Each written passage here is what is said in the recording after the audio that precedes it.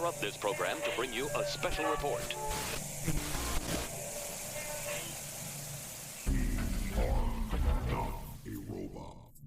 Hello everybody, and welcome to episode 99, our penultimate episode before the big 100 of Not a Robot Podcast's DC Comics review show. And everyone is so excited on my end that they're honking in the street. You can tell they're just really, really anxious for that 100th episode. But as always, I have my amazing co-host here with me, Rob. Yeah, that's exciting. Yeah. That caught me off guard. I'm going to be honest with you. I didn't even know what I was going to say, but that's an entrance. We're like my apartment is like right in the middle of a busy street, and there's always like fire trucks and cop cars going nearby, and it's just a pain. Anyway, it happens. Yeah. And Josh, how you doing? Howdy, humans, and I appreciate all the fanfare. Yes.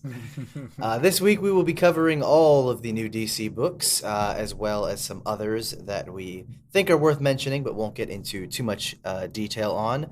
Make sure you stick around until the end of the episode to hear our top 3 books of the week, our biggest stinker, and to find out which titles may just make the dump list. If you would like to support us further, of course, visit buymeacoffee.com/NAR podcast for either a one-time donation or subscription for access to our Discord, as well as other exclusive content available on the network. So, with that being said and all the honking done, let's get into some news. Guys, what's new in comics this week? Well, just announced today, we have in September 27th, actually, to be exact, there is spinning out of a story we will be talking about later today, a new Tim Drake ongoing series. And yes, this is being billed as an ongoing series, so this time next year, we're not reading solicits and wondering if it's a miniseries. It says ongoing, so remember that. And it will be written by Megan Fitzmartin and drawn by, according to DC website, fan favorite artist, Harley Quinn superstar, Riley freaking Rosmo. And I think I speak for us all when everybody at Not a Robot is very happy to hear that news. Wouldn't you agree? Well, I don't hate it, but I don't know if it's the strongest team to launch it. Well, yeah.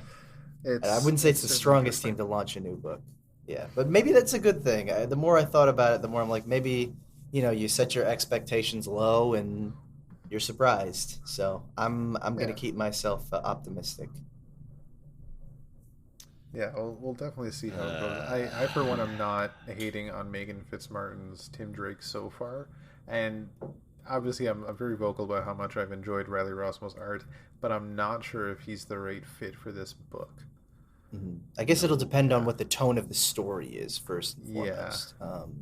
Because if it, what we've had, it's going to be way off. Because I think, Rob, you said you'd read, do you remember Deathbed? Yes. For a little while ago? That was my introduction to both Joshua Williamson and Riley Rossmo. Yeah. And I really enjoyed that. Yeah, that's a book that's like definitely very fitting for his style. So I guess we'll just have to see how this one goes. Yeah. If you say so. Telling you, Josh, check out Deathbed. You might change your mind on both of those creators. It's not going to change my mind, no matter what. No matter what surprisingly the good tone read of the book is. Yeah, they were. That's fine. They were the definitely tone of the book is, that style of art. Just, I mean, if you can call it that, I'm just not. I can't stand it. Yeah, I don't know. I think even the most stubborn of people can change. I mean, I talk about it all the time, but I was vehemently against Frank Quitely for years. Couldn't stand to look at it. Made me want to puke. Now I love it, right? So I think it just depends on where you see it, right? Sometimes you can see it in the right light, and something about it just clicks. So I don't know. I'm holding out hope that one day you'll you might just find yourself completely in love with it, but we'll have to see. As speaking of the right light for Riley Rossmo, I think the right light is out, like complete darkness, so I don't have to look at the page. How are you going to read the words? Yeah. I It's not I a will glow probably in the read dark. it as closely as I read Harley Quinn. Okay. So from Tim Drake in comics, that's not really I have for comics. I'm starting to get into features now, get into the movie side now. HBO Max announced they are doing a Spanish language, as far as I can tell, possibly only in Southern America, premiering, but I imagine it'll come up here eventually. A Aztec Mexican Batman animated movie, according to the IGN headline. I'm not even going to attempt to pronounce the title because I do not know enough Spanish. I will butcher the hell out of it. But it is going to take place. Let's see here. Well, during Aztec, like ancient Aztec times. So it's definitely taking place in the past about a young Aztec boy, Yohualicotl, who follows the same idea of Bruce Wayne. His parents are killed, and he dons a suit of a bat in the name of Xenacan, the Bat God. I really hope I pronounced that right. So it looks interesting. We have a preview image of him in his bat suit. It looks really good. You shared that in Discord, and I thought the art definitely does look cool. Yeah, it looks really cool. We'll have to see if it's a good story, but I'm looking forward to it. I would like to see it. Yeah. And just dropped on my wire a few minutes before we started. Jensen Ackles apparently teased this week that he is working on another Batman project where he's voicing Batman, which he did voice in the animated version of The Long Halloween. I believe it was last year. Yes. So there will be more coming from him. And actually over to Marvel. There's been a lot of shit going on with Marvel recently with the MCU. Because we have the MCU show kind of on hold for now. It will be coming back very soon, I imagine. So I want to talk about it here. We have Thunderbolts project in the works. We have a Nova project in the works. Supposedly there's writing teams attached to both of those. And now a Wonder Man series is in the works for Disney+. Wonder Man? Really? Wonder Man, yeah. Yeah, which is being talked about as maybe a Hollywood satire, which I think would very fit Simon Williams, and I think that might be the right tone. It is being written by Destin Daniel Cretton, and where's the other guy's name? I lost his name. Andrew Guest, who was a writer-producer on such comedies as Brooklyn Nine-Nine and Community, both of which I think are fan favorite comedies. So hopefully that's going to be quite good. And plus we got a tease of Venom 3 and teases of Guardians of the Galaxy Volume 3 cast members. Maria Bakalova, the breakout star from the Borat sequel last year, who played his daughter. She's going to be in it, as well as Nick Santos, who was, I can't remember his character's name, from Superstore. He was one of the new employees. Oh gosh, what was his name? I don't remember anybody's name from that show now. If you Google Nick Santos, you'll know who I'm talking about.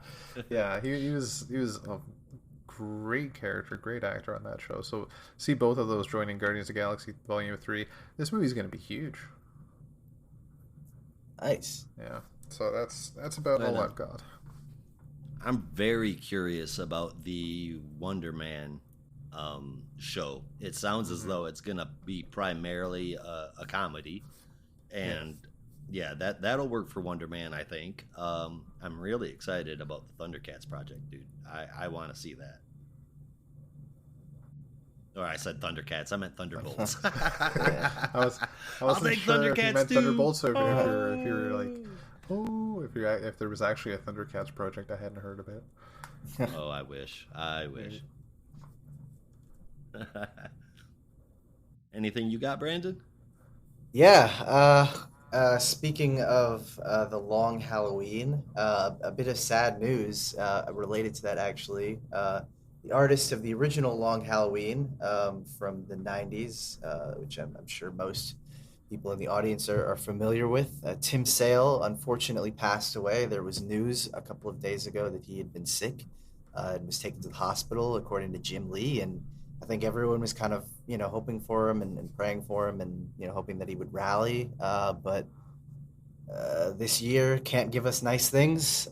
So unfortunately, Tim did not make it and passed earlier this day, as it was announced. He's about 66.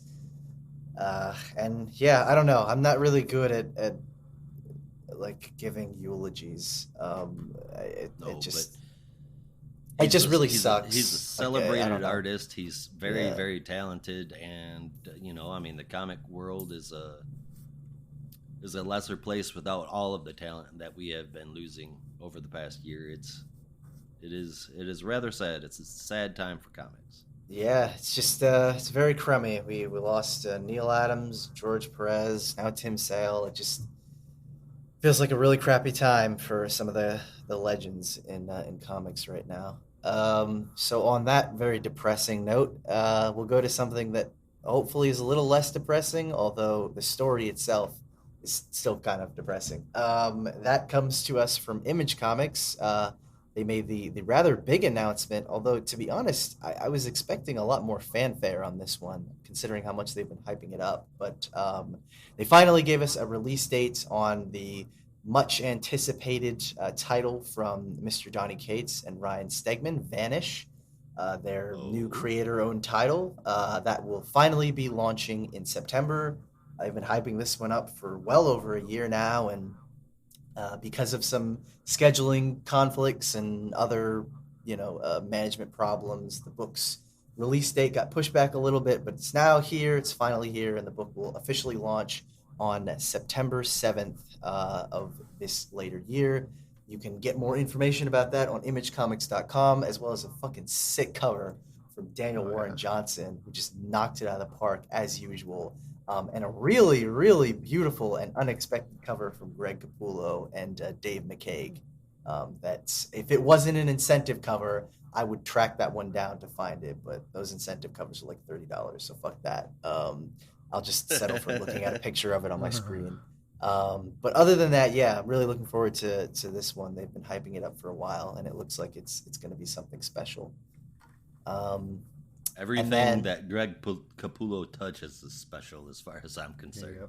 Yeah, no, it's definitely. I'll send it over in Discord, but it is a gorgeous, gorgeous looking cover. And then just a little bit of promotion, just for some books that I read recently that I really dug, and I think you should check out. A new oversized original graphic novel from Jeff Lemire and Andrea Sorrentino, the killer team behind Gideon Falls, just released a new book. I actually had a chance to read it a couple months ago, thanks to the good people at Image, Flex. But it's actually now out, in print for general audiences, and it's really good. It's definitely worth your time. I did a little review of it over on the Indie Corner a while back, but I would definitely say go and check it out. And then the second one is Grimm #2. It's a new series over at Boom Studios from Stephanie Phillips and Flaviano. Never was really big on Flaviano before, but I don't know what he did, but he's really stepping up his game here. I think it might be the colors, but honestly, it's the best stuff I've seen from him. And it's just a really cool world and characters so far, and it's got a pretty cool mystery that I'm definitely curious to see how it'll all play out. So check those two out if you can. They're definitely worth your time. And that's all I got. All right, fair enough. I've just got a couple of tiny little things. You okay over there, man? Yeah, no, just allergies. Need to put that weed down. All right. First thing I've got is Marvel related. They did just announce a new Midnight Sun series. The cast is going to consist of Wolverine, Blade, and Nico from the Runaways. I approve of two of those. Wolverine is, I guess, Marvel's Batman. they got to put him in everything just to pull in the readers, and that's a bit of a bummer. Next, we swing on over to DC News. minor thing, Supergirl is going to be keeping the costume that she got at the end of Supergirl Woman of Tomorrow, which I believe is the one good thing that came from that series. So that's cool. Also found out Clark will be returning to Earth in the title of War World Apocalypse, and it's going to be a 6-issue crossover with Taylor and his son of Kal-El. And man, I cannot wait for those two to collaborate. They are two of my favorite creators at DC right now, and I cannot wait to see what happens in that. And don't forget, it's going to feature art from... going to be an 11. Yeah, and don't forget, it's featuring art from legendary creator. I don't know how they got this person back. To be announced. This guy is insane. You never see his name all that often, but you know when he shows up, he really delivers. Oh, yeah. So He's everywhere. To be announced. My favorite artist. When I saw that in the credits, I was very excited. Oh man, my honestly, I'd be completely fine if they just collabed with the artists that are currently doing their respective titles. That'd be fine.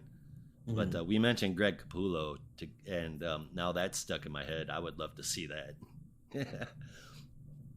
But finally, the last piece of news that I've got, and I don't know if this is big news for everybody else, but I love this. I just found out that HBO Max is going to be releasing a Dead Boy Detectives show. And, dude, I just think that is awesome. Oh, wow. Dead Boy Detectives, if you don't know them, they're from Gaiman's Sandman universe, and they did have their own 12-issue run back in 2014. And, they also showed up in the Doom Patrol. So that was pretty cool. Little nod to them there, but it's a great story. It's pretty neat. They're, obviously they are dead and detectives, so it's a pretty cool story, and I can't wait to see what they do with that. And that's all the news that fits. I think our audience is probably too young for that joke, but all right, well, if there is no more news to speak of, we are going to get into our spotlight section for this week. But before we hop into that, were there any honorable mentions that we wanted to throw out for this week? I have some comments on 7 of the books that were released. Pretty brief. You guys jump in if there's anything you guys would like to add. First on the list is Young Justice Targets #1. If you are a fan of the animated series, this is probably right up your alley. I liked it. It's not a stellar comic, but it is one for the fans of the show for sure. Also, that came out this week is Jurassic League #2. I'm not a fan, but nearly everyone else is, so if that's the kind of thing that interests you, give it a shot. In my personal opinion, Dino Justice should be left to the Transformers. Dino Justice. That's what I'm just saying. Future State Gotham #14 came out this week. It continues to be an excellent alt-universe story, one that I wish would have Oracle's costume come over to the main continuity since she still goes out. And the Damian angle as 666, which I never really thought was that great of an idea, is actually working out really well. I'm enjoying that. Also, speaking of the Sandman universe, Nightmare Country #3. I'm not a fan of Tynan on capes, but man, let me tell you, they are absolutely amazing when it comes to horror. Between this and Nice House on the Lake, this is the corner that Tynan belongs in with DC. Make yourself comfortable, James, because I'd like you to be there for a while. Yeah, that's the only one I read of the ones you've mentioned so far, and that was a really good one. It was really only really Batman good. Is the cape that I haven't really liked that he's done. Detective was pretty good. I still really like that one. Good favorite of mine. We don't need to get into that, so I'll reserve my comments. But in any case, Urban Legends #16, man, what a great way to wrap up 3 stories that have been ongoing. We've got the conclusion to 3 of them, and then one in between about Alfred. Alfred pretty much putting himself out there and investigating the death of a friend. And man, that was really super good.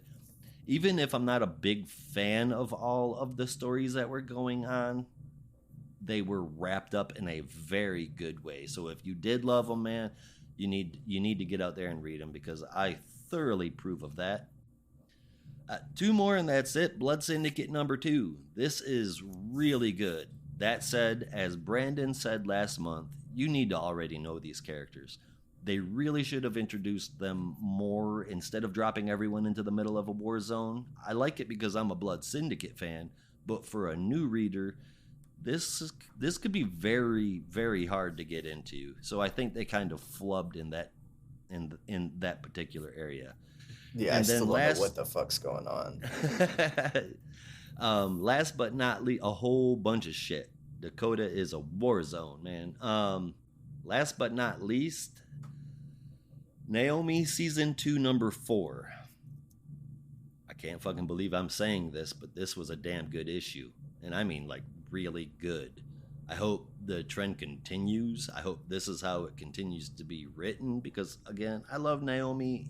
It's Bendis writing it. It's always let me down, but this kicked ass, and I hope that this leads to some defining moments for Naomi in the next ones, because she is facing a world level threat and she has to do it all on her own. Well, that's pretty sick, and that's all the mentions that I've got.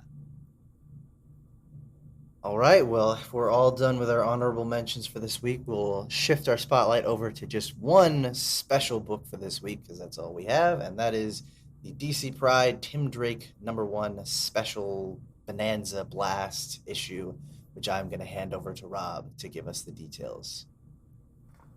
All right.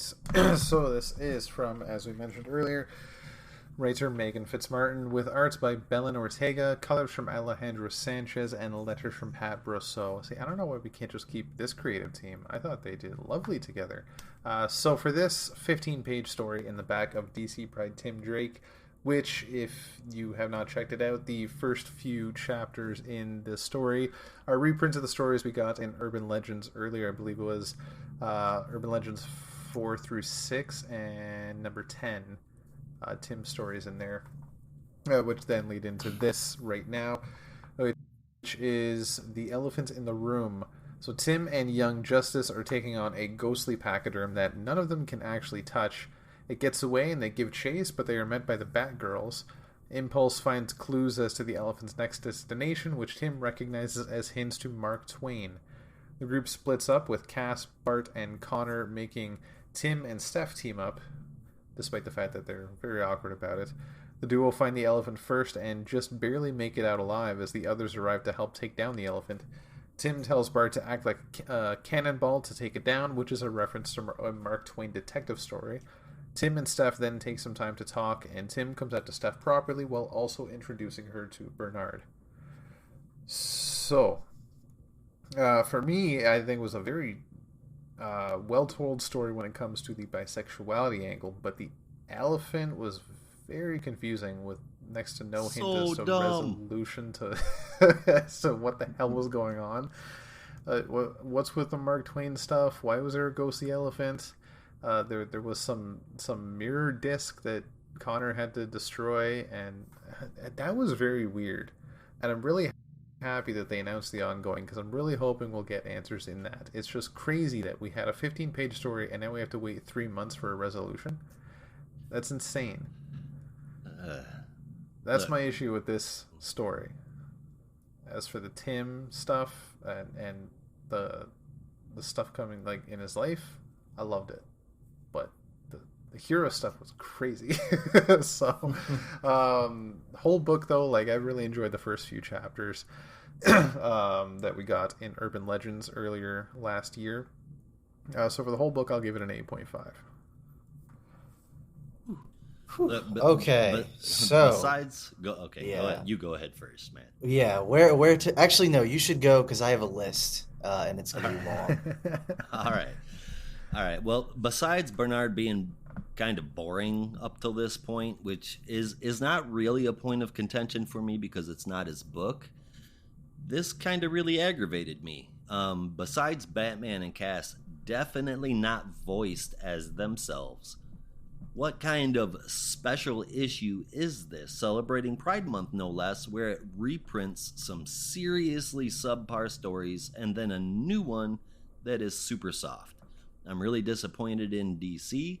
Tim is an amazing character, and this reads like a CW show, a bad one at that. And then at the end, it's see Tim in Dark Crisis.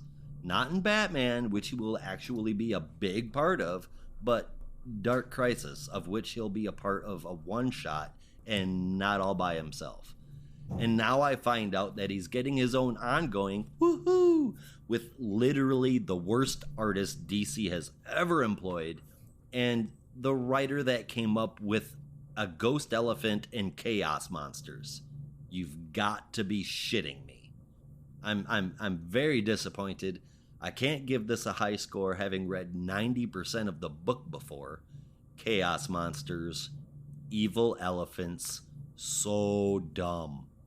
And a very poor decision all the way around. The art was good in most places. Most. I appreciate them addressing Tim's sexuality and the confusion that he's having. He doesn't really seem confused. It's more along the lines of him just recognizing what the people on Twitter have known for 5 fucking years, if not more. Tim's bisexual. He's coming into feeling comfortable about that. I like that part. Again, it's been hinted at and dropped in like for years. There's always been those little things that have led us to think that without it actually showing up on the page. It's good to see that. I don't want that to be the focus of the book and have the rest of it be ghost elephants, chaos monsters, and shit that just flat out doesn't make sense. As much as I want this to be great, I gave it a 5 out of 10.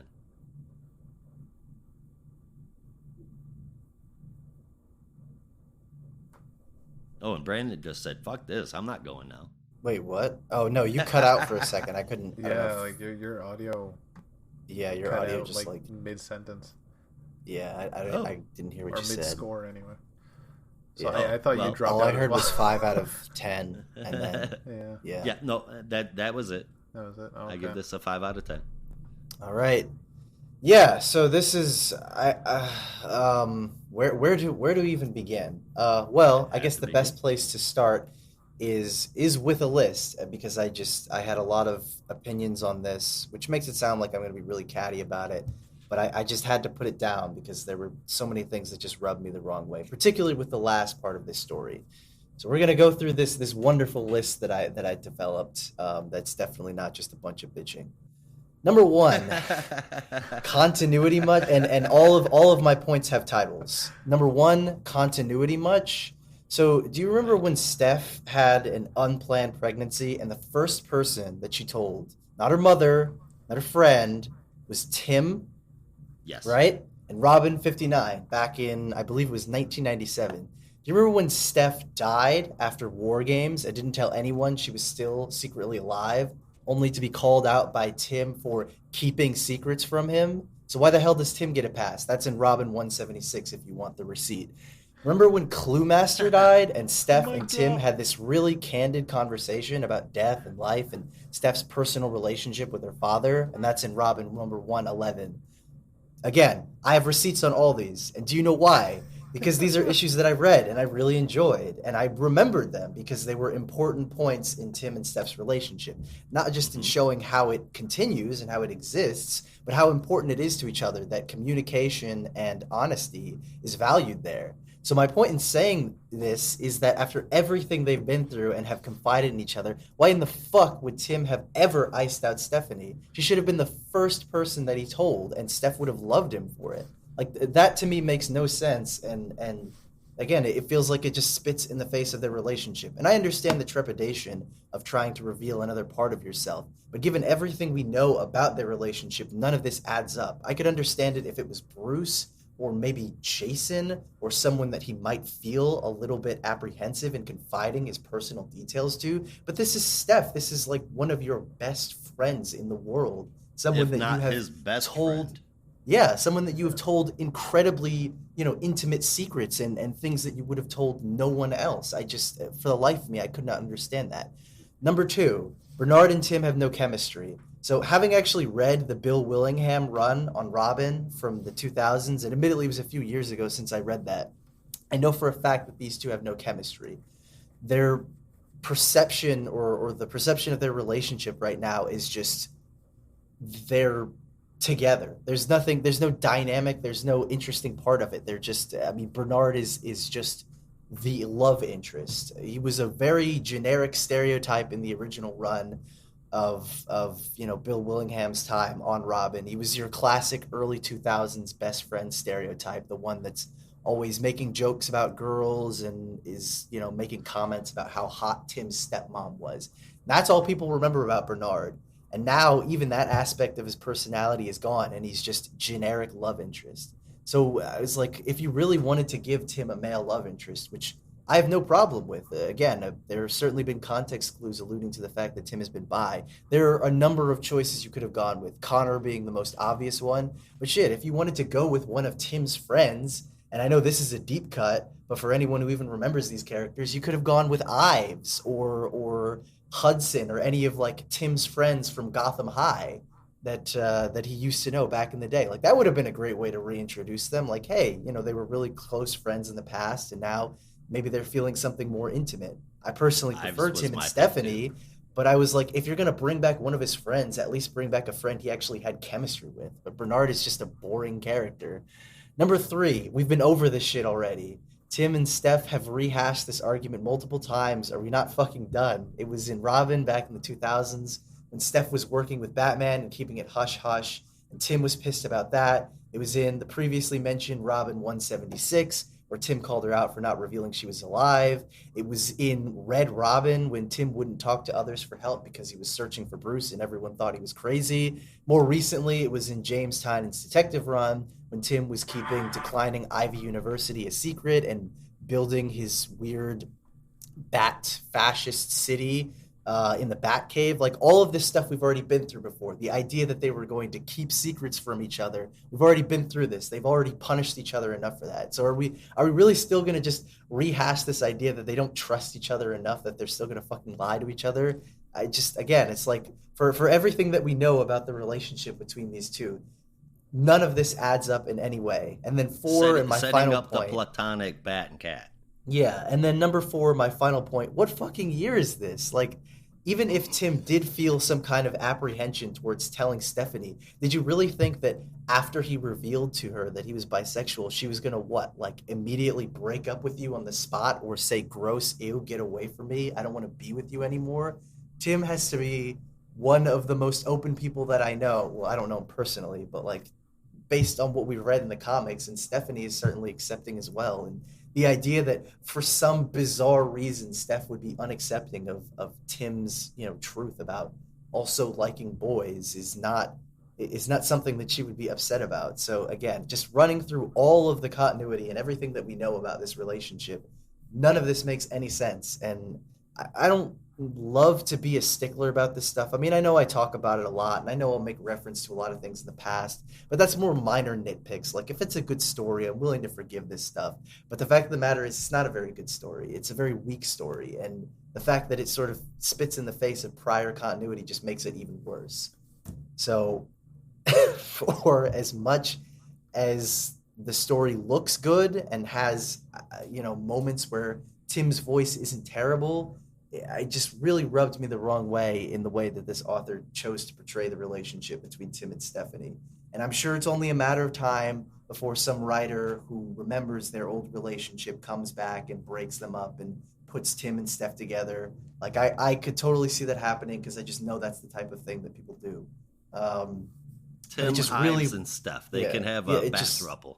A throuple, yeah. But it just really rubbed me the wrong way to see their relationship portrayed in this light. And I know they're trying to go for the, we still care about each other even if we're not together. But the fact that you went through all of this just to avoid telling your ex-girlfriend that you're bisexual just really paints, I mean, particularly paints Tim in a bad light because it makes him look like a terrible person. Like they're going for the sweet angle of like, well, I wasn't sure the right way to tell you and this and that. But if I was Stephanie, I would be pissed because I would feel like then clearly you don't trust me at all. You don't care about me enough to value or respect my opinion on how I might respond to something like that. Like if we're Or truly to trust friends, that to trust that yeah, she's not actually his friend. yeah, it's like if we're truly friends, you would have confided that to me like right from the jump. But the fact that you didn't think I would be able to handle it or have that kind of conversation with you kind of speaks very badly of our friendship and kind of shows that you really don't respect me at all. And that's what I got from this story. It's almost like if I was Stephanie, I would be more upset and angry than she was in this issue, which already kind of the way that Steph is portrayed in this short again really just kind of rubbed me the wrong way. But it already had its problems. But if I were Stephanie, I would be even more pissed at how Tim had treated me in this situation. So I don't even have a score to give this one. Like to be honest, I didn't even rate it because I had so many problems with that back half. I couldn't even get the time to properly score it. And I don't even know that I want to. So I'm going to abstain, but just know that if you're someone who is at the very least familiar with the Tim and Steph relationship and has knowledge of, their time in the past, trust that this story is not going to sit well with you. So that's all I have to say. They are addressing his sexuality in a stellar way, but everything else about the character itself, the story around it, and the voices of the people that are coming in are so stale and generic, it's not even funny. I'm just glad that Steph has her own role in the Batgirls book, and this is not like the only time you get to see her, because that would be even worse. The fact that she only pops up in relation to, Tim having to awkwardly confess that he's bisexual to her. Can you imagine if that was the only time you saw her, that would be just dreadful and almost kind of sexist in a way, but that's a whole other topic. Can you imagine how Tim feels after such a big reveal and opening himself up to everybody that he's going to be drawn by Riley Rosmo? I bet you he's devastated. Yeah. Okay. And you brought up a good point, man. And that's something that I never considered, but Tim, and this isn't knocking Dick, but he kind of sort of does see things a certain way. Not in a bad way, but he's definitely got his established point of view. Tim really is the most open-minded Robin. I mean, he is willing to consider and listen and accept change and the whole nine yards. I never considered that, but that is very, very true. Yeah, and also very candid. Like he was kind of famously, he was one of the Robins that always kind of had his heart on his sleeve. I mean, aside from Dick Grayson, but if you ever go back and read a lot of those old Robin issues, he's the one that is like he'll be pretty open about how he's feeling because he's a teenager, and that's what teenagers, well, not all teenagers, but that's what some teenagers do. They love to talk about themselves.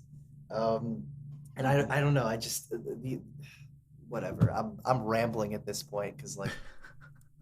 It just rubbed me just such a bad way. But anyway, I got 2 points on that. Yeah. The whole like Tim reserving himself and hiding things from Steph. That was a Bendis plot point. You make a good point there. That was something he did in Young Justice, if I'm not mistaken. Bendis' Young Justice. So that's awkward. But if I may give some insight to the bisexual mind. So the stuff that you're detailing, I get it. For someone, I don't know all of Tim's history like you do with, hell, I don't really know much of Tim's history at all. For someone that has read the entire run that he had, that's really good points.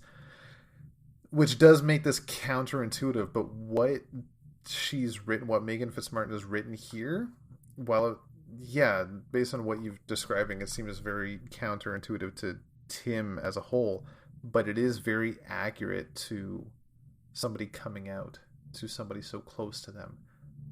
And that's why, with Steph being so close to Tim, and Steph basically being his best friend and having that significant other relationship in the past, she would be the hardest person to tell. He'd be the most scared to tell her, and that's why he's having such a hard time. And that's also why he apologized so much. It's terrifying, and it's not easy to just go out and while you can tell this person anything, this is a big deal, especially somebody who you've been intimate with in the past. It's one of the hardest things you ever have to do. So that's why that made a lot of sense to me. Yeah. No, I can respect that, honestly, and I don't. Yeah. I mentioned it in Discord, but I don't want to speak on any personal experiences. I'm not bisexual or a member and of the queer I hope I'm community, not so. making things awkward with this. Yeah. No, I mean, no, I just no, man. I Yeah. my approach to this was purely continuity driven. So Yeah. that's why I was like, I'm not going to try and speak for anyone or Mm-hmm. talk about the experience objectively, because I just don't know, and I don't have the right to do that. But I was just going from a perspective, okay, I know their relationship pretty Yeah. well, I would say, and this just felt really uncomfortable in how it lined up with that. But I understand where you're coming from, and I don't want to But discount that's that. also how it's supposed to be. It's supposed to be uncomfortable, Yeah. which is unfortunate. But that's also it's a thing that the people go through when you're telling somebody that you've been so close with in the past that you can just open up about anything. This is the biggest news you're ever going to tell them. Yeah. Yeah. I guess it had rubbed me the wrong way because Stephanie had confided that trust in Tim before, and it just Yeah. felt kind of disingenuous that Tim would not treat her with the same respect. But again, I don't want to speak for anyone else's experiences, and I do hear what you're saying. No, to me, I suppose that given their relationship, I feel like it very much should have been more of a, well, like it was when my daughter came out to me about being gay. It was more like a, well, no shit kind of moment. Like, I knew that already. You didn't know that? I've seen you lingering looking at girls' butts plenty of times. You know, it's I don't know. It's just, if they were that close, I feel like it would have just been an unspoken knowledge.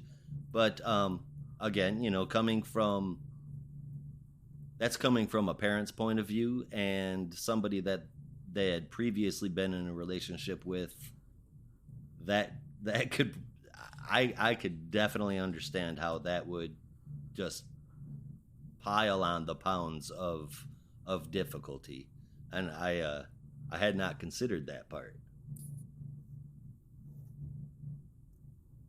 Yeah, well, that's all I had to say for it. I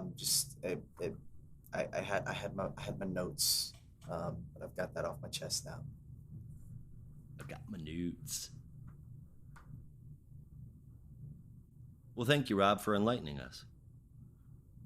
Happy to. I will always talk about life experiences, and anybody out there, if you ever want to chat about this stuff, by all means, hit me up. Don't hit on me, just hit me up.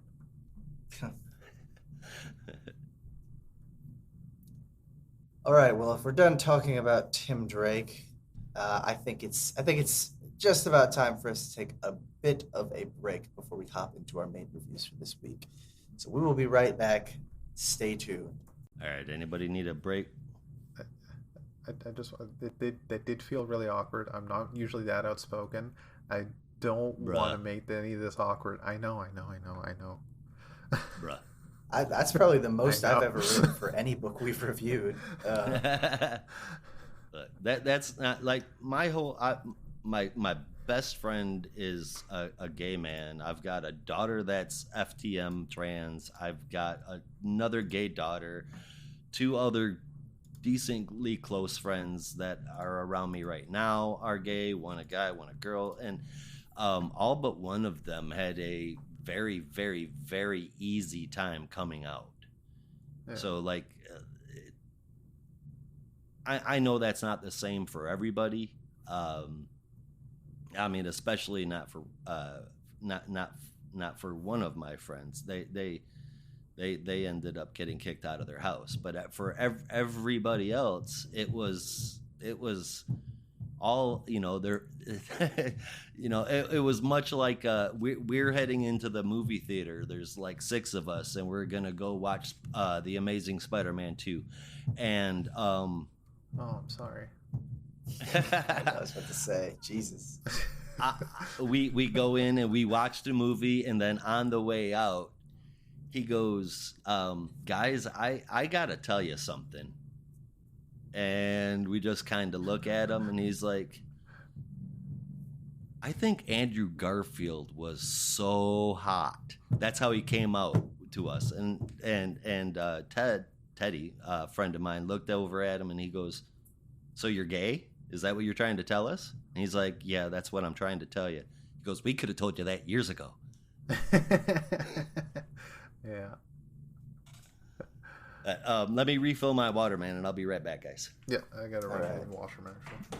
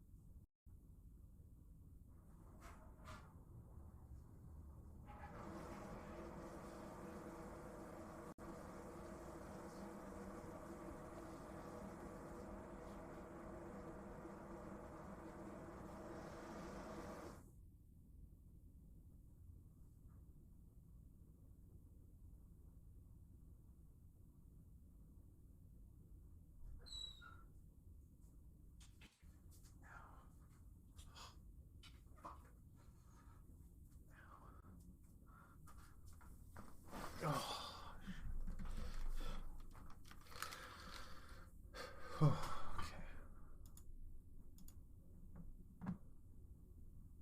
Quite honestly, though, seeing Amazing Spider-Man 2 in theaters is not as bad as other ones, like the Fantastic Four.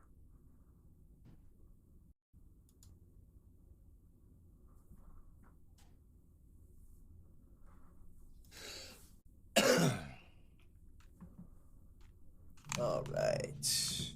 Oh, that is good. What is good? The Greg Capullo cover for Vanish. Yeah, Oh, isn't it something? I didn't look yet. God damn. Hang on, I'm gonna pull up the one from Dan Warren Johnson. What are you just sending it to him? What's that?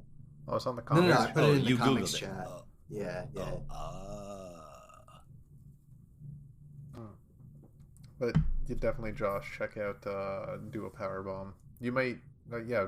I don't know how much into wrestling you are, Brandon, but it's quite a good read. Oh, that is sick, dude.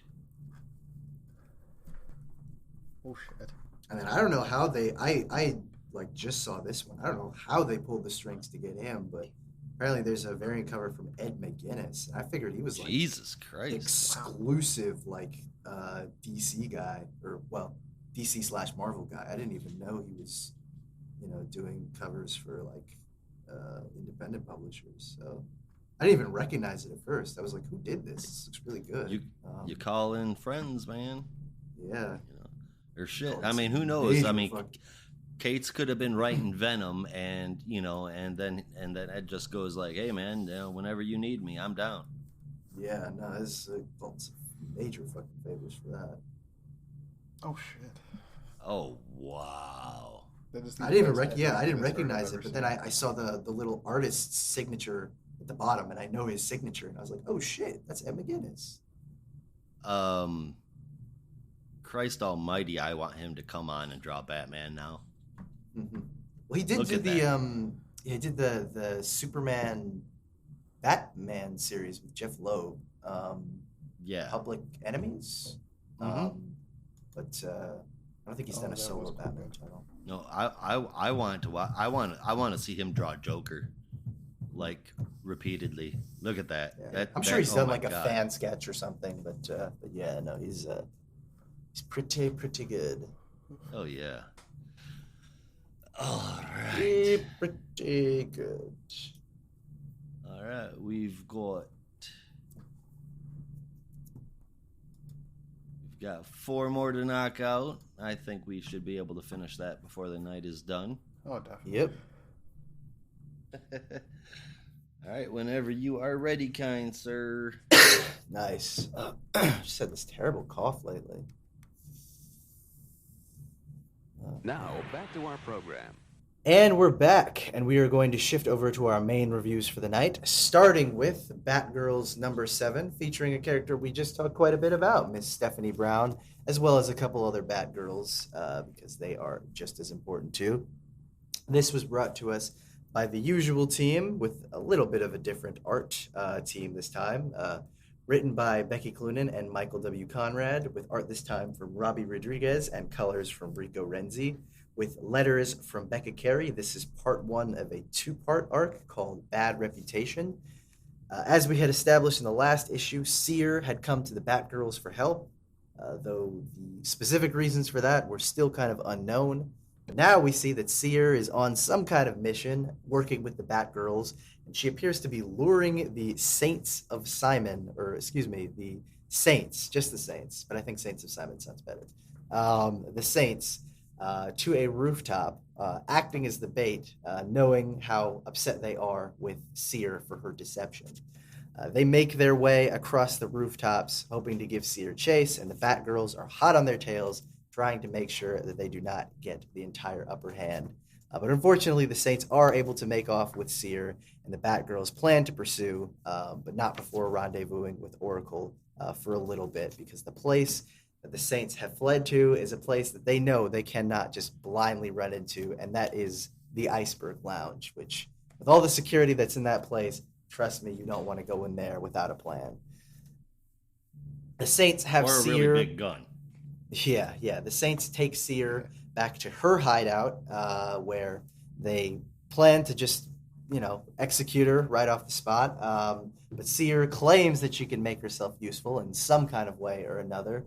And the Saints decide that maybe there's something that Seer can do for them after all. We also get a little bit of backstory on who Seer actually is. Her name is Kira Kosov, and if that name sounds familiar to you, it is because Kosov is one of the names of the leaders of the Odessa mob, which is a name that might be a little unfamiliar, but it's one of many of the gangs from Gotham back in the old 2000s days. And it seems like the Odessa mob may be making their return in some kind of way, but at least we know that Kira is in some way related to the Kosov family, that we don't know exactly whether or not she's the daughter of Vasily Kosov, the former leader of the Odessa mob, or any other of the Kosov family. But the Batgirls make their way from their apartment back to the Iceberg Lounge, riding the mopeds in style, and are trying to come up with a plan as to how to get into the Iceberg Lounge. Babs suggests a little bit of espionage where all the Batgirls dress up, but Steph is firmly against that because it is lame, and how the hell are you going to fight in a dress anyway? I guess she's never seen Wonder Woman. Or Lady But in any Shiva. case, yeah, or Lady Shiva. But in any case, Babs decides that they are not going to be dressing up. She is going to be dressing up, and the Batgirls, in a strange twist, are going to be playing Oracle tonight. We check in very briefly with Grace O'Halloran, who is still covering the news. I mean, really, she just kind of reports on the Iceberg Lounge stuff and the fact that there are some gang members there. Also, some old gang members from that 2000 era, like the Tomasos and the Ibanescus. But other than that, nothing of major importance, just kind of more time with Grace O'Halloran. But we shift our attention back to Babs, who is looking very fine in a sleek black dress and a very nice white overcoat, and she is waiting on her date to arrive, only to find that she has been maybe potentially stood up when some douche in a limo walks out and decides that he is going to become her date for that night. And who is that douche, you might ask? Well, it's none other than Mr. Richard Grayson, socialite and benefactor of Bloodhaven, God, what or a dick. something like that. I know. What a dick. What a Massive dick dick. indeed. Yeah. The Batgirls are keeping eyes on the Saints, who are keeping eyes on the Iceberg Lounge, who are also trying to keep eyes on who's in the Iceberg Lounge, while Babs and Dick make their way into the lounge and are waiting for the fun to begin. What fun is that? Well, you'll have to find out in the next issue. I really like this one. The Batgirl series has, I mean, really since like issue 3, has really been picking up steam in a major way, and this just kind of feels like it's keeping up with the fun. There were a little bit of weird dialogue moments, but for the most part, like the story is what's kind of keeping me going. And I'm actually interested to see what they're going to do next with Seer and everything. Now that we know she's a part of the Casa family and maybe connected to the Odessa mob and all that stuff, there might be some more connections building there. But I'm actually just really excited to see what happens in the next issue. Like I don't really have a ton of theories or anything. I'm not like on the edge of my seat. It's kind of just like, yeah, I'm looking forward to next month. I want to see how this wraps up. So this got an 8 out of 10. Very satisfying read. Yeah, And the I'm art from Robbie exactly- Rodriguez, wonderful. Yeah, I'm in the exact same boat. It's been picking up. Honestly, this has been more interesting than Spellbinder. Near the end, I didn't really hate it, but it just kind of fell flat after a while. Spellbinder did for me, and this is a Lackluster. lot more interesting. We're moving on very quickly from the Saints, and I hope we do. I didn't realize this was a 2-part story because I did have in my notes. I'm hoping we get to newer stuff soon and get to maybe some more original stuff that's not just bagging off of pre-existing characters. Because so far that's pretty much been all the villains. But I wouldn't mind seeing some more original content soon. As for this 2-part story, it's been fun so far. I hope the second part sticks the landing and is just as fun. I gave this an 8.5. Awesome. I don't have a whole lot to say about it. It's okay. I don't hate it. I mildly like it, but honestly, I want to say what's really putting me off in here is that we are still using Seer and Saint as the story. If Seer is sticking around as part of the team, great, fine, whatever. I'm cool with that. But let's get way past this shit so I never have to read anything about Simon Saint or the Magistrate again, because at this point, I'm sick of it way more than I ever was of the Batman Who Laughs, and that is really saying something. The art, as usual, is pretty good. This was better than what we have been seeing. I like this art team, especially that last page of Dick and Babs. I will give this. You know what? I'm gonna put a little bit of hope in this and bump it up just a tiny bit. Good art team. I like the writing, the illustration. They need to pick a new arc and get there very fast and leave the rest of the shit behind. I'll give it a 7 out of 10. Fair enough. All right, well, if there's nothing else to say about Batgirls this week, we're going to shift our attention to another wonderful woman, and that is Wonder Woman. I'm going to pass that over to Josh. All right, Wonder Woman number 788, written by Becky Cloonan and Michael W. Conrad, art by Emmanuel Lupacino, Wade Von Grawbadger, and Tamra Bonvillain, lettering from Pat Brazeau, and a cover from Yannick Paquette and Nathan Fairbairn, who seem to be a pretty damn good team together. I like them. So, this is going to be a breakdown of everything that happens into the issue. There's a lot that happens in the issue, so forgive me for it if it seems a little long. We start off with Zisco doing another commercial for Milk Extra, his plan to take over the world. Don't forget that according to last issue, these commercials are being broadcast on public access television, the stuff that no one watches ever. Oh, and he is only marketing it towards men. So that makes no sense. Next, we see Steve grab up some of the milk extra so that Etta finally has a sample to run tests on. Finally. It must be hard for her to get it with it being sold literally anywhere you can get milk. So this makes no sense. Siegfried sees the news showing a protest storming outside of the Hall of Justice conducted by a few people protesting against Diana being in the Justice League, citing that men, like in general, men are under attack. I guess that this is the milk's influence because it makes no sense. She talks to Superman and Green Arrow, who are too busy to talk to her, except for Green Arrow calling her situation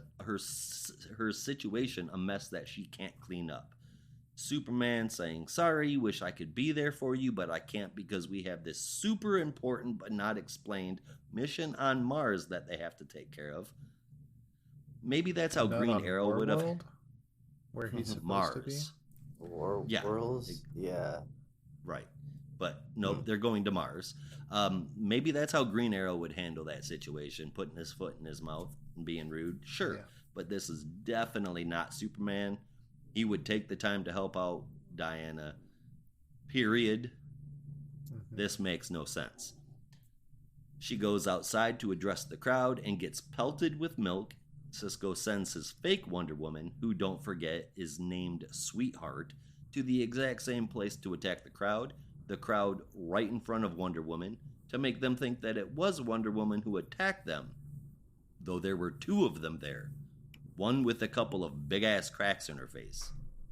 This makes no sense. But oh wait, the attack didn't come from fake-ass Wonder Woman. It was the milk extra truck that was parked at the protest, an explosion designed as a distraction to get Dr. Poison into position. This makes no sense. Another truck shows up, and Sweetheart... No, fuck. I can't call her that. Fake-ass Wonder Woman didn't attack, but she's there in plain sight, which should be exposing the entire plan. To push a button on a cell phone that could have been pushed from literally anywhere. This kind of bomb is detonated by cell signal. There is no need for close proximity. This makes no sense. Dr. Poison's role is to pretend to be a victim, which Steve tries to save and then gets pricked with poison. Dr. Poison is dressed like usual, no disguise, an old, regular Wonder Woman villain, and Steve should have easily recognized, but did not. And they promptly announced that Cisco has put together a team called Villainy Inc. By the way, completely different from any of the other current villain groups running around DC right now. Just about all of the villains seem to be squatted up. Oh, and there's a gas attack going on concurrently, but it isn't mentioned or acknowledged until after some generic dialogue between Dr. Poison and Siegfried, so none of that makes sense. Next, another public access TV broadcast where Cisco shows footage of the fake-ass Wonder Woman at the scene to prove that Wonder Woman was there, but Wonder Woman was there, so why did you need to show fake-ass Wonder Woman there when you could have just shown Wonder Woman there? That makes no sense. Diana shows up to say she'll fight against Cisco, but only because she's messing with her friends, not because of exploding bombs and endangering people. Guess what? That doesn't make sense. Then we switch over to Cisco's townhouse, where he simultaneously celebrates how good they did while he berates the female members of his group for their mistakes, saying that he should have expected that from women. Then he receives a mysterious phone call from someone who says they love what he's been doing, and they send him a gift inside a very large box. A box that looks like a coffin. Inside the box, a person. That person, Dolos, the Duke of Deception. But, okay, so Dolos is one of Nyx's kids, and he's not behind deception. That's his sister. He does trickery like Loki. Apate was deception. By the way, we've most recently seen the name 6 in the We've most recently seen the name Nyx in the Trials of the Amazons arc, where she is the Amazon's pet cat. None of that makes any sense. The art is good for the most part, but the entirety of this issue, and I promise you the entire fucking arc, is one giant pile of Wonder dung. Clunan and Conrad need to be removed from Wonder Woman immediately. Their lead up to Trial of the Amazons was a shit show. This is seriously just pure trash. I would rather reread Bendis's Justice League run. The backup is the same crap we've been getting about young Diana that should be in its own book and serves no purpose at all. Good art for the very, very, very young crowd, like 9 and under. The story is the same boring stuff. I gave both of them a 2, and when the whole book is a whole lot of shit, it's a complete waste of an amazing character who is fresh off the heels of what should be a universe-defining change for the Wonder Woman and Wonderverse. Instead, we get pure drivel, nonsense about psychic evil milk that makes testosterone jump up and men hate women, and it completely ignores literally everything else that's going on in the DC universe around it. When you have a front story and a backup that both get a 2, that drops the score. Wonder Woman number 788 gets a 1 out of 10. Well then. It makes no sense. Everything is wrong in this book. Everything is wrong. Yeah. I can definitely agree. Okay, so I was trying to figure it out. I was trying to look it up, and I can't remember where I heard about it. Was there not some awkward allegations against Michael W. Conrad last year? It wasn't quite a year ago, but he and I can't remember this verbatim, but basically he was completely okay with roughhousing women. Okay. Right. Yeah, I knew there was something along those lines, but yeah, I could not quite remember exactly either. So this story really feels... Me and Jim from Weird Science tore him a new one on Twitter and, like, immediately got blocked. Fair enough. Yeah, this story really feels like he's trying to backtread and fix an image a little bit and really say that he's all for women's rights, but they're going about it the wrong way. They really are, and you're right. None of this makes any sense. It's very messy. It's off-brand for not just Wonder Woman, but social justice in general. And why you're highlighting the struggle that women are having while also making them seem very emotional for awkward things, but it's all being caused by a fucking D-list villain with a dumbass reason. Why? It's oh my god, yeah, it makes no sense. You bring in a super powerful character like Dolos, who is a god. Yeah. And you fuck up his identity? My god, what the hell? The only thing that's keeping me going is I want to know who those two people are on the screen, but it's going to be either A, disappointing when it's finally revealed, or B, never revealed at all, and it's just going to be two people that were investing in Villainy Inc. for some bloody reason. I gave it a 5 out of 10 because I enjoyed the art. That was about it. I'll be honest, I flipped through the backup. It's not for me. The backup is not for me. It's interesting, fun stories, but I'm convinced it's for the kids, and it should be published for the kids. It should not be paired with an adult themed comic book. No, it should be released under Scholastic. Yeah. What did you think, Brandon? I think I forgot to read this issue. I'm really sorry. I felt kind of awkward about it. I felt kind of awkward about it because like we got to it and I was like, I didn't want to say anything. I was like, oh shit, I totally forgot to read this. It wasn't on my radar at all, and I think I was just so upset about the Tim Drake stuff that I completely forgot to read it. So I assume most of what you're saying is probably true, but I just did not read it, so I don't know. I gave it a breakdown, damn near page by page, if not every couple of pages worth of stuff in there. And go through. Trust me, Brandon. Trust me. We need to rally. We need to petition to get a new creative team on here. You're not really giving me a lot of reasons to read this issue. Honestly, I think just listening to summary, I don't even want to read it if I have to. You might need it to make a decision. Yeah.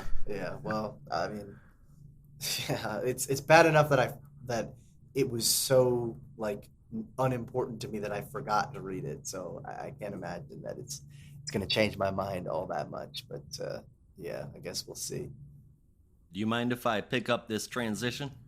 Yeah, go for it. All right, we are going to move from not Wonder Woman to I Am Batman. There you go. There you go. And yes, he is Batman. That is Jace Fox's I Am Batman number 10, written by John Ridley with art by Christian Duce, colors from Rex Locus, and letters from Troy Pateri. I'm still curious what happened to A Literal World. Has he just gone solo? That's awesome if he did. Like, all the power to you, Troy. Good man.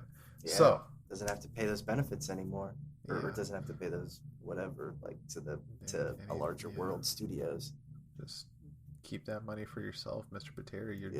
You're doing good work, sir. So, oddly enough, while this is a full review, I is almost as long as my review for Tim Drake's special in the Spotlight, which was 15 pages, because not a lot really happened here. The back half of the issue was just a big fight.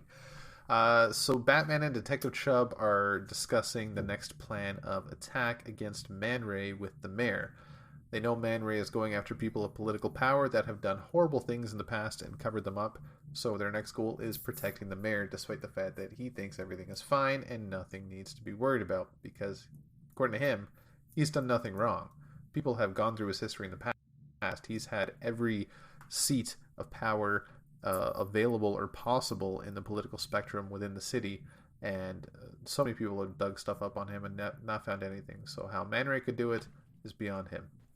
Unbeknownst to them, they are being watched by other detectives that hate capes and are determined to take Man Ray down their way, aka the hard way, with a bullet. At least one of them is. The other one kind of doesn't feel that way. So later that night, Man Ray goes after the mayor at City Hall, surprise, surprise, taking out his entire security team with him, but Chubb and Batman head there very quickly, with Jace arriving first. He and Man Ray square off on the street, and Jace gets the upper hand, saving the mayor and taking Man Ray's weapon in the process. Before anything can be done about that, they're stuck in a little standoff. The rogue detective arrives and gets Man Ray dead to rights with a gun straight to the back of the head, but Chubb arrives just in time to shoot the detective down, and now things have gotten worse. So, damn, that's an ending. That's a cliffhanger for sure. And honestly, we talked about it with Batgirls earlier. I'm impressed by how much this book has turned around.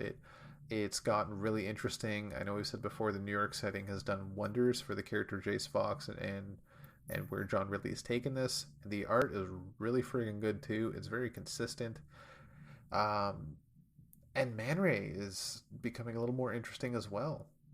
Just very mysterious and very a Batman-like villain that you wouldn't expect, especially for New York City. This is becoming one of my favorite books to come out right now. I gave this an 8.75. I really enjoyed this one. This is maybe in a week that doesn't have a lot of standout books. This one really stood out. So yeah, 8.75 out of 10.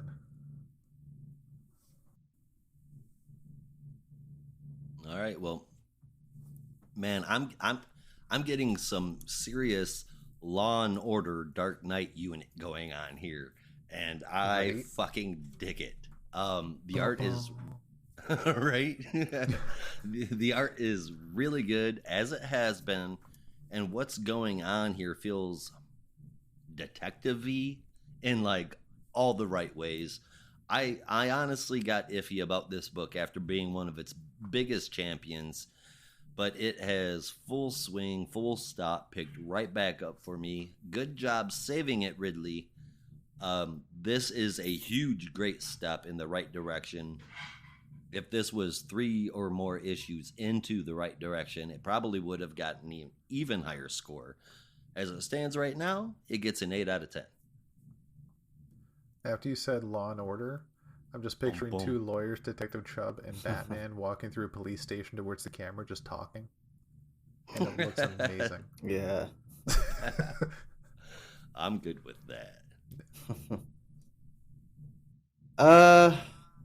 It had some cool action scenes, I guess. I don't know. I mean, it's okay. It's I think I said last month. The problem with this story is just it's not a very good monthly book. At least not for me. I just every time I read it, it's like it goes in my brain and then it disappears. It just oozes out because it just doesn't resonate with me all that much. So it's funny hearing you describe it and go through the summary again, Rob. I realized how much I'd actually forgotten from when I read it.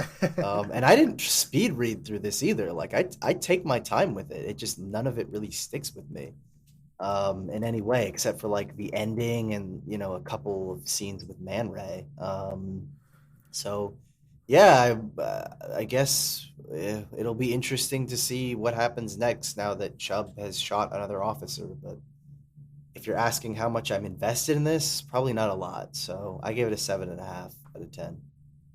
Brandon is very anti-next gen. I'm coming to that. No, I'm not anti next gen, not at all. It just I don't know. It just the story, at least for me, isn't resonating, and I'm glad it is for some. For me, it's just I don't know. It's not satisfying me in a way that a lot of other books are this month. So that's all I got.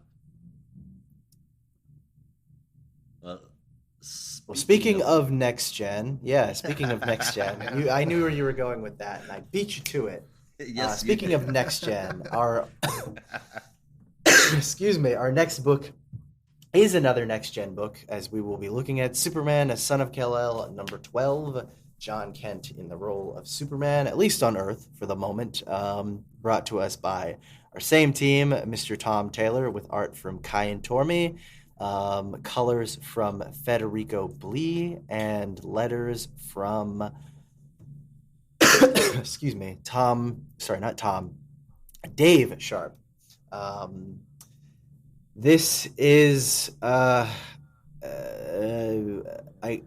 gotta be honest, I had kind of forgot what even happened in the last issue, and I kind of had to remind myself. But this is following Superman intervening on the man Lachlan, who I guess had been Anyway, sorry, I got a message from someone. Sorry about that. This is following the man Lachlan, the Burning Man, who had been taken back into custody, and John had been able to free him and take him back to his mother and all that stuff and give him a nice reunion.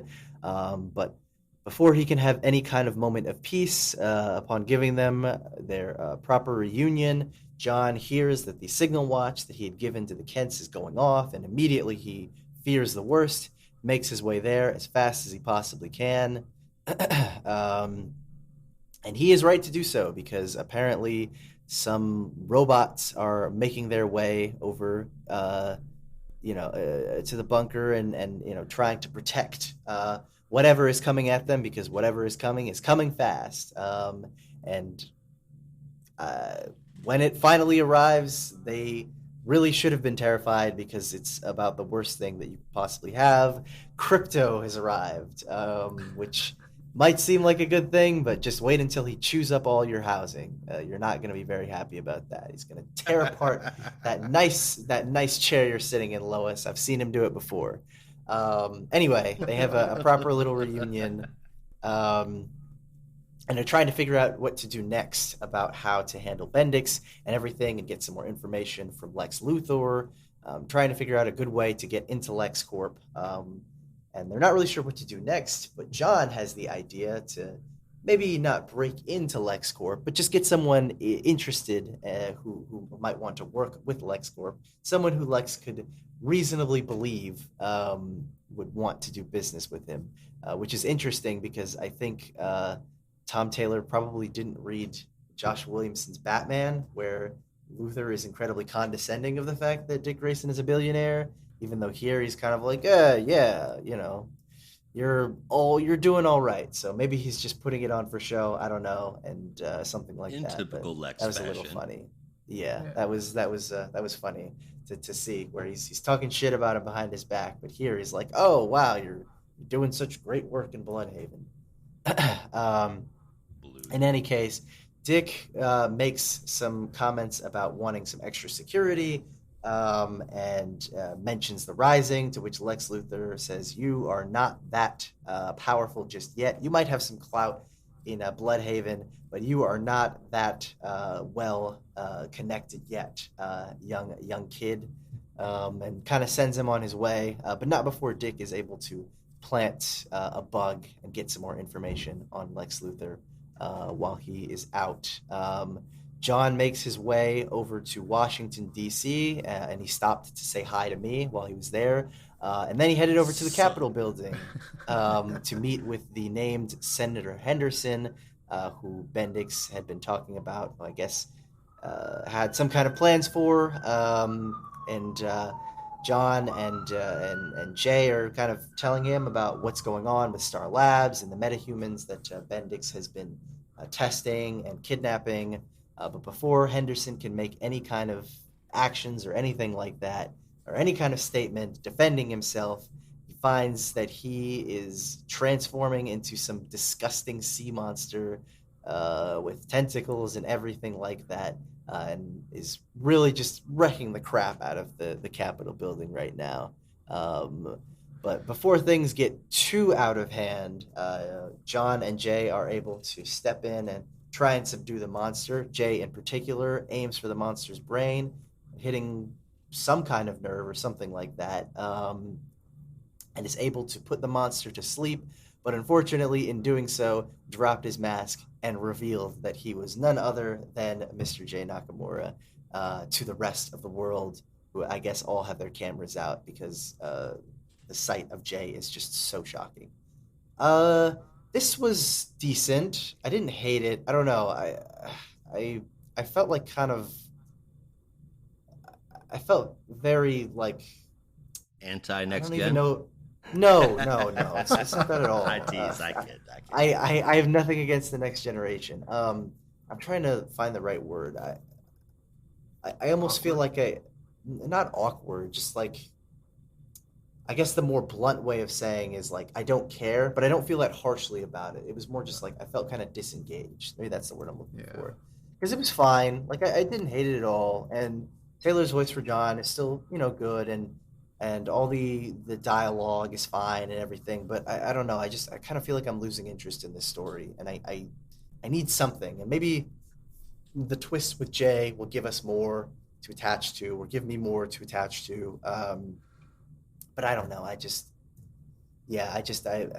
know. I wasn't really feeling it this month. So I gave this one a 7 out of 10.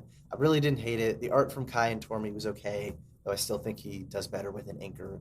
And the action was fine, but just something about this month's issue just kind of felt like not all that interesting to me. So that's where I was. I think What I were your know numbers? why, and it's because we're on issue 12, and doesn't feel like the story arc has really changed much, and it's the same story arc we've been dealing with since issue 1. And sure, John's been dealing with other stuff, but the whole thing with Bendix and the Rising that's been going on this entire time, and it hasn't really progressed much. Yeah. So I definitely feel the same way you feel. And I did say awkward when you were looking for the right word, because I felt a little awkward. Because not only did Taylor not apparently read Williamson's Batman run, where Lex proved or showed distaste in Grayson's activities, but he also should really know that Dick Grayson is Nightwing. And if he knows Dick Grayson is Nightwing, he should not be so friggin' trusting that Batman's first sidekick, who has been seen palling around with Superman, a known enemy to Lex Luthor, to just waltz into his office and Damn, I totally just forgot plant that. a bug. Yeah. It would not have been Guess that he easy does to know, plant a yeah. bug. It should not have been that easy. Sure, he's Nightwing, but Lex was looking right at him. There is no way it should have been that easy. So either Taylor is hiding something mysterious that we're just not seeing yet, or he kind of dropped the ball on that mark. Also, Lex was in the Justice League. Sure, that whole stuff with Spiral, where that ended, the whole world kind of forgot that Dick Grayson was Nightwing. But Lex was in the Justice League after that fact. He had access to the databases. He still knows Bruce Wayne is Batman. There is no way he would not know that Nightwing is Dick Grayson. Oh, Yeah, nice well, catch. okay. I totally forgot about that. What were your guys' that's- numbers? I said 7. Oh, okay. Yeah, I'll give it an 8 because I honestly didn't hate it. It was a comic. It was something to read. It was It was enjoyable, indeed a but comic. It was indeed a comic. It definitely had its issues though, 12 of them to be exact, but also problems. So I'm happy Crypto's back.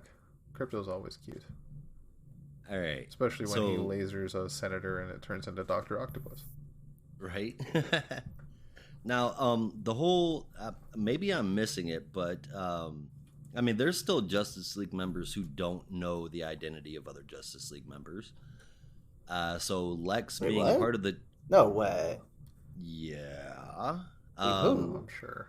I imagine Ollie doesn't know everybody's identity, but Lex Luthor's not. Like, he's so crafty. You think the first thing he'd do is hack They the never would servers have. and They learn never everyone's would have identity. got. They never would have let him have access to the computer, especially not Batman. And Lex being two-faced with Dick is, for me, to be expected. I mean, not only is he a brilliant businessman, let's be honest, but I mean that's just part of his nature. It would be work against you behind your back while smiling sweetly to your face, and so I totally 100% bought that hook, line, and sinker. Let me pop out here first and say the pencils, inks, colors, I thought they were phenomenal. I like Keon. I like his work. Second, I feel like we have finally gotten a big transition here. The build-up part is over. It's been a very long time coming, and everything is starting to spill out into the open. Jay, the Gamora Corps, the whole 9 yards, which to me means that things are about to get very hairy and action-packed.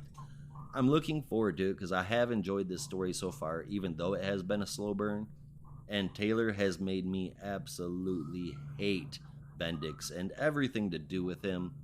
As far as I can tell, within the next few issues, it's going to be time to fuck up the Gamora Corps, and I can't wait. I enjoyed the hell out of it. I gave it an 8 out of 10. I can see where you're going, that stuff is happening, but I don't know. It just, all of it just felt like so, yeah, I'm going to be blunt, unimportant, really. Like, yeah, there are big moments with Jack Kirby quotation marks around the word big moments. But they, I don't know. To me, they didn't really feel like big moments. They just kind of fall flat. Like, I feel like the biggest moment we've had was, maybe I don't know, like the death of what was his name? That guy in The Rising. That to me feels like the last big moment we've had, and that was a couple issues ago. Everything feels like it's kind of just been treading water since, because like I didn't really feel anything compelling when the Kent's house got like destroyed or whatever, or when they got moved or something. Because like, oh wait, no, sorry, I'm thinking of something else. But anyway, my point is, I don't know. I feel like I'm waiting for something to happen, and I'm hoping this is it. But right now, I'm just kind of thoroughly uninterested in what's going on. Okay.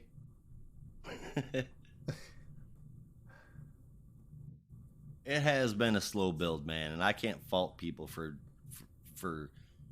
becoming less invested in the run. Yeah, it just maybe it's because, and this is the last I'll say, but maybe it's because Philip Kennedy Johnson's time on Action Comics has just been so large in scope, and it's delivering such a large but emotional story that I feel like all of my energy is in that, and I feel like I'm really invested in it, and that feels like it's continuously ramping it up and giving us newer, bigger moments here and there. and then this is kind of just like, yeah, we'll get there eventually. John is working with the trust now. Cool, right? Like I feel like I'm waiting for something like that, something that'll really just be like, oh my god, that was insane. And maybe it's the way that it's being delivered. Like there are big moments, but it's presented in a really underwhelming way. I don't know. This is all just me speaking personally, but yeah, that's where I'm at. Fair enough, man. Fair enough. All right. Well, if we have all given our scores and wrapped up everything that we need to for our main reviews for this week, we are going to shift our attention to our next segment, the one you know and love, our top 3 books of this week and a favorite moment. So I'm going to pass it over to Rob to kick it off. Okay. Number 3 actually had a hard time scoring. I'm kind of honestly tossing it up between Son of Kal-El and Jurassic League. Both were enjoyable and simply comics, but Jurassic League is just so adorable in character work. I don't know, for me it's interesting. Number 2, I'm telling the Dinobots on you. Sorry? I said I'm telling the Dinobots on you. Oh, not Grimlock. Grimlock is scary. Number 2, I had I Am Batman. Just a standout book this week for me, and really digging Jace Fox's journey in New York so far. And number 1, I had Future State Gotham. Was actually really good this week. I thought it was really exciting. I'm happy we're past the next Joker stuff, because that was laughable at best. Yeah, and not a good laugh. Like hard laugh. It was just fucking awkward, bud. So best moments. I had a hard time picking this too, because it was not a lot of standout moments either, but one that really stuck out at me was Cass dreaming of dressing up in espionage gear and really a fancy suit that she had, while Steph was not very imaginative and thinking, how am I going to fight in a dress, where Cass was like all battle ready in a tux. So Right. Actually, funnily enough, there is an issue of Red Robin where Tim and Steph team up and fight. I think they're like ninjas or some kind of people who are trying to kill Leslie Tompkins. And they are wearing fancy attire, and Steph is very incriminatingly wearing a dress and fighting. So, methinks thou doth protest too much, Stephanie, because I've seen you fight in a dress before. Liar. You know who should write the next Tim Drake story? Who? You. I mean, quite honestly, you know this I don't character. know. You sat here and you pulled out shit from issues from like 12 years ago. Well, it's He's I don't know. the I was librarian. Yeah. well, actually, there is a personal reason. I can talk about that off the air, because there was. Well, I can talk about that later, because I know Tim really well because of other personal stuff. But yeah, he's my guy. Fair enough. He's my guy. Yeah. Yeah. Oh, all right. Well, yeah. Over to me, I guess. Sorry, I got distracted. Reminiscing on the past. No, at number 3, I put I Am Batman. I know I said like it's wasn't that interesting, but it's not bad. Like it's fine. It has some interesting elements to it. But again, just as a monthly read, it's not as satisfying as I wish it was. Number 2, I had Batgirls. Number 7, it's just been a lot of fun. Or this issue was a lot of fun. The last couple issues have been a lot of fun. And I'm just hoping they keep that energy up. But number 1, I had Sandman Universe Nightmare Country. Number 3. This book has just been really unexpectedly good for someone who's not really big on the whole Sandman universe area of the DC universe. This one has just been knocking it out of the park, and I was like genuinely on the edge of my seat reading this latest issue. So Mr. Agony and Mr. Ecstasy are just Mr. Agony, wicked cool. Mr. Agony, and Mr. Ecstasy are my new favorite couple. Honestly, no one can tell me otherwise. They are absolutely just the chaotic gay couple, and no one can tell me otherwise. Absolutely. As for my right. favorite moment, favorite moment was also kind of hard to choose, but I'm just gonna go with this one because it looks cool. That splash page from Batgirls of Steph and Cass just swinging into the action. It's pretty awesome. Agreed. Mm-hmm. All right, my top three. Coming in at number 3, I am going to give it to Son of Kal-El, number 12. It has been a slow burn, and it feels like this is a transitional issue that's about to pop off. I hope I'm right.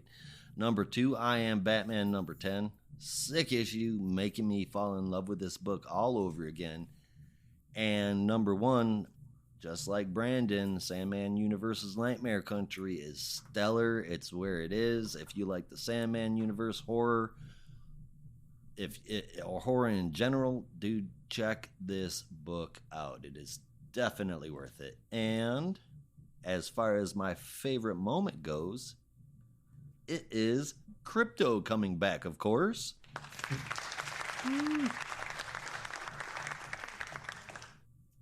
Especially after worrying about him dying in Tom King's book. He was gonna make it. He's like, I knew it. Yeah. Well, that's it for the good stuff. Yeah. I don't know. I don't have a clever intro for our next segment this week. I forgot to write it down. So it's time for something bad and smelly. Yeah. You know the deal. It's the biggest stinker. Roll the clip. Biggest stinker. Oh, that's nasty. So, which was your biggest stinker this week? I think I know the answer to both of you, but I'll wait and see. Oh yeah, it was Batgirls. No, it was Wonder Woman by far. 100%. I almost put Naomi, but I really dig the art, so Wonder Woman's definitely making it. It's so weird me saying that I like that issue.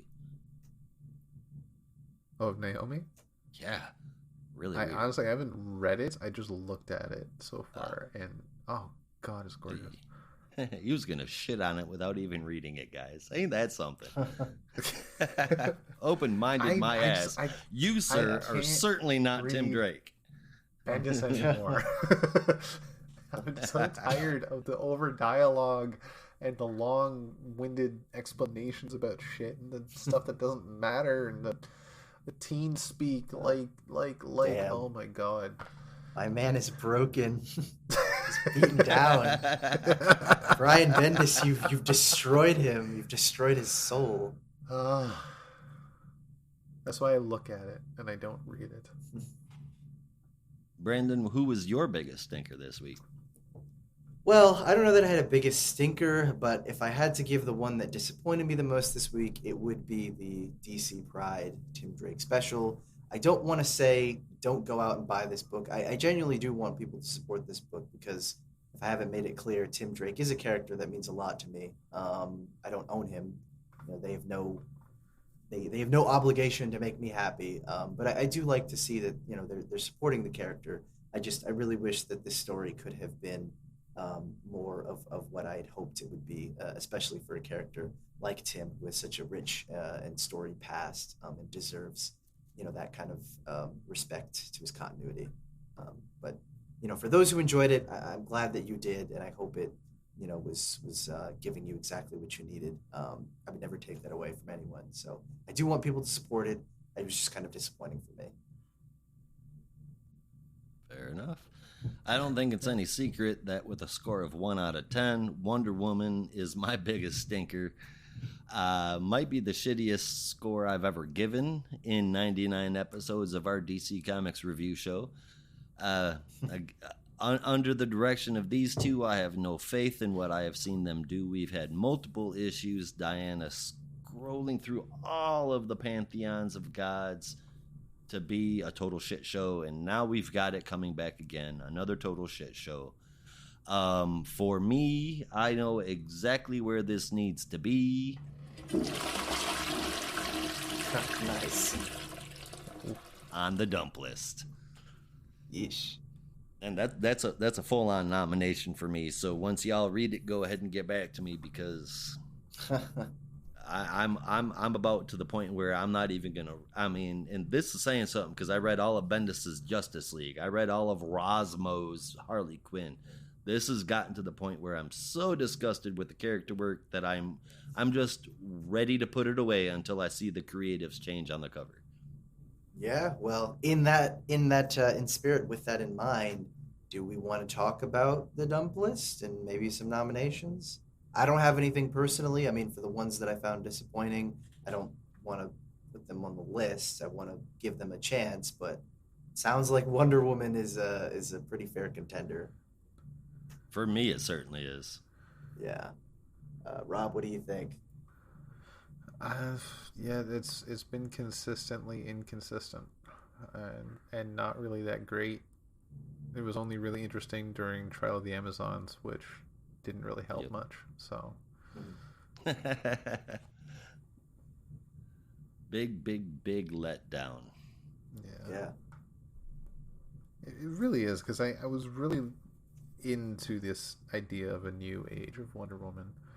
And I really enjoyed the work that they did on Midnighter, but it's just not translating well with Wonder Woman. Swing and a miss. I want to flush it again. That is unfortunate. Well, are we putting this one on the list, or are we gonna give it one more shot? I'm okay with, if y'all want to, we can give it one more shot to see how it is. I would prefer it was a unanimous decision, and we can't achieve that, Brandon, without you having read the book. So I'm going to leave that call up to the two of you. I wouldn't mind one more go. Yeah, I guess that's fair. But I mean, again, like I said, the fact that I got to read this book is already a good sign, or not a good sign. Not a good sign. A good indication. It's not a good sign that this book is in a bad place. So. Indeed. All right. Well, that is our show, everybody. Thanks for listening. We will be here at next week talking comics, as we always are, for our 100th episode. And we have some special stuff coming down the pipeline for that, so we hope you'll stop by. Remember to go to buymeacoffee.com/NAR podcasts to check out for a one-time donation or subscription for access to all of our exclusive stuff. It's definitely worth your time, and we hope you'll consider it. But with that, there's only one way that we say goodbye around here. Until next time. Be good to each other. And don't be a robot or anti-next gen.